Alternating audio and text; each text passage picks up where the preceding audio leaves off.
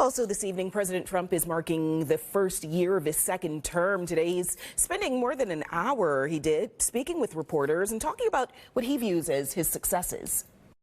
I'm telling you, it's not that this is pleasurable, but if I weren't elected president, this country was going to be destroyed quickly, very quickly. I think within a year.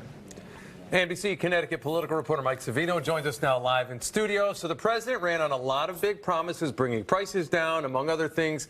Has he delivered on those? Well, Mike and Keisha, of course, we always see presidents make big promises. That's how they try to win over voters. But one thing that really stood out with Trump's campaign is that he regularly said he was going to fix or change things right on day one. So let's take a look at some of his promises. He promised to bring down grocery prices right away, and we've seen things like egg prices come back down, but other commodities like beef have become more expensive, and overall inflation has kind of cooled off back to normal levels.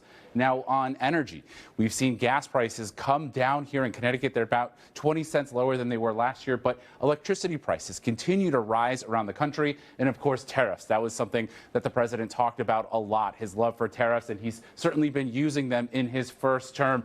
Now, when we talk about things he wanted to do with the economy, he wanted to see more manufacturing growth. We've seen some companies make investments, but we haven't really seen the big boom that the president had promised. When it comes to jobs and unemployment overall, job growth has become kind of sluggish in recent months, and unemployment kind of still sits at 4.4%. And overall consumer sentiment is down 25% from last year. In other words, one expert told me it's really a mixed bag, especially compared to the success Trump had in his first term. I think the first year has been uneven, maybe with the exception of COVID, the worst year of any Trump presidency going back to 2017 through 2021. Now, some of Trump's big promises on other things, like no taxes on tips and overtime and changes to Medicaid, those made it into his signature big, beautiful bill. Of course, he ran on immigration policies. We've seen immigration into the country come down, but this is also an area where we've seen a lot of clashes between ICE and protesters, including a woman who was shot and killed in Minneapolis. He's also promised peace through strength, a lot of foreign policy goals in his first term. He did have success negotiating a peace deal in the Middle East, at least the terms of an ongoing one. But we've seen him upset European allies with his insistence that the U.S. obtain Greenland. And of course, he has not yet delivered on his promise to end the war in Ukraine. Trying to settle the final one, I'm trying to do Russia-Ukraine.